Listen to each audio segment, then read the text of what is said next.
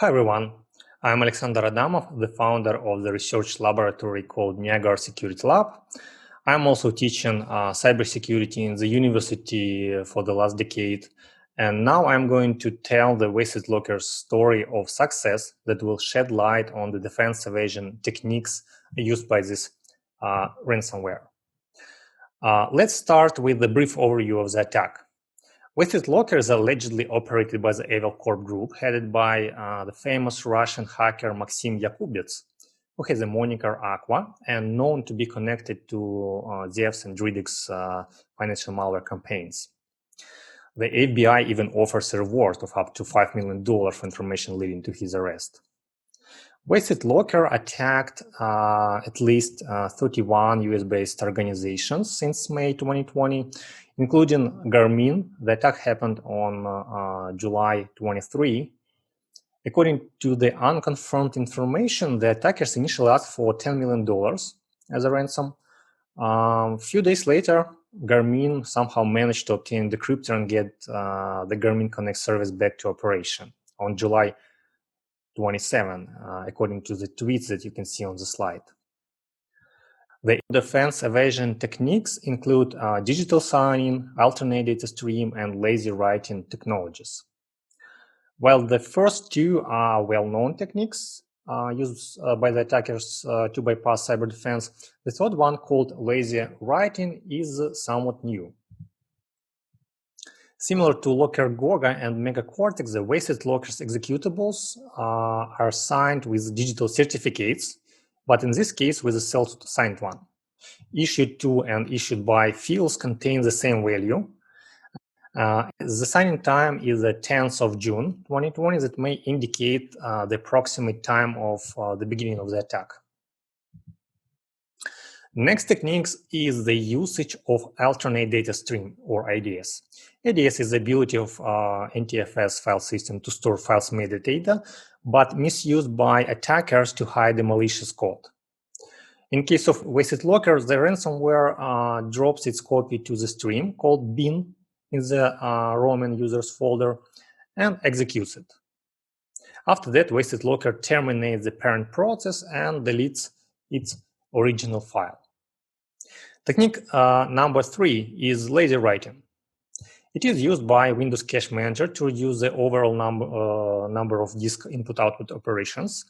The file's data is stored in cache pages in the memory and then written to disk by the cache manager, allowing to accumulate file changes in the memory and then flush them all at once. This is enabled with memory map files. In a regular way, we need first to open a file for modification and get its size to know how many memory pages to allocate. Then we call create file mapping and map view of file functions to load the file's content to the memory. And after modifying data in the memory, we call unmap view of file function. Then close the handle to the memory map file, and only then a file handle.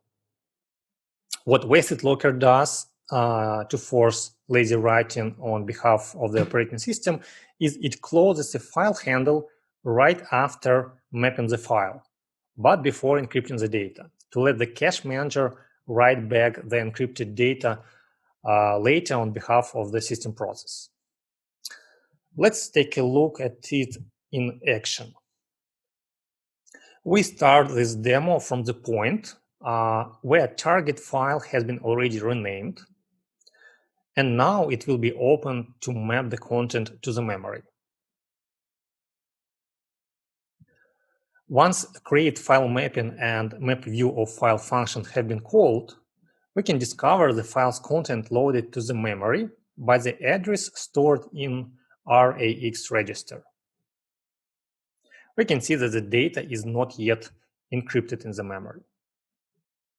After that, WastedLocker closes the handle to the opened file, but still it keeps the handle to the memory map file returned by create file mapping function. We can also check the file's content on the disk to make sure it is untouched.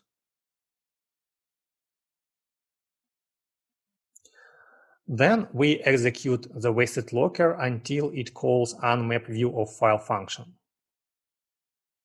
At that point, as you can see, the data in the memory has been already encrypted. Next, we resume the ransomware process, and now we can check again the file's content on the disk. As you can see, the encrypted data has been successfully flushed to the file on the disk by the cache manager. Let's go to process monitor to see how it happened. I'm going to exclude the read file events from total commander and wait for the flushing events to appear in the log. In the regular operation mode, every second, the lazy writer queues 1/8 of dirty pages from the cache to be written to the disk.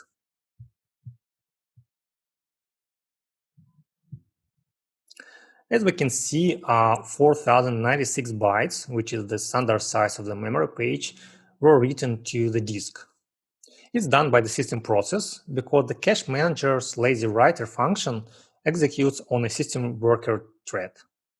After the lazy writer flushes dirty pages to the disk, the cache manager instructs the file system to update its view of the valid data length for the file. If you want to learn more about the cache manager and lazy writing technique, I would recommend you to read Windows Internals Part 2 book and have a look at the publication by Sophos team for more details about the WastedLocker attack. We go next, and WastedLocker's lazy writing can make blind not only anti-ransomware behavior blockers, but also cloud syncing tools such as Google Drive's backup and sync. And luckily to user, save the private data stored on Google Drive. To demonstrate this, I'm going to execute WastedLocker and see what will happen to my files sync with Google Drive. First, we can see that my files were named and ransom nodes were added in the local folder. Sometime later, the new file names and ransom nodes appear on Google Drive. But even though the files have been renamed, we still can see the preview of the PDF file on Google Drive. Let's check the file's content on the local disk and on Google Drive to see if it's been encrypted. Loading the PDF from the local disk results in error. And if we open the docx file in Word path, we can also find out that the content has been encrypted. But the same document on Google Drive can be still viewed. Let's download it and view it locally to verify this. As you can see, the document is not encrypted. So where is the trick? If we go to the properties of the file and look at the modification time, we'll see that it hasn't been changed after encryption and is equal to creation time, which is 26 minutes ago from the current moment. The same situation with the modification time of the copies on Google Drive. To sum up, if a user uses Google Drive's backup and sync and the sync files were encrypted by WastedLocker, the files still remain untouched on Google Drive. In the end, I would like to discuss the outcomes from the WastedLocker attack. The first one is that syncing files in real time with the cloud storage lacking version control does not sound like a good idea, especially when a ransomware is encrypting your disk. Second, making daily and weekly backups of your data is a secret to your good night's sleep. Having a reliable anti-ransomware protection installed can save you money, time, and also good mood. And the last one, advise to vendors test your anti-ransomware solutions against these techniques to be in a good shape when your solution meets a new breed of ransomware. That's all. Thank you for attention, and if you have any question, I'll be happy to answer.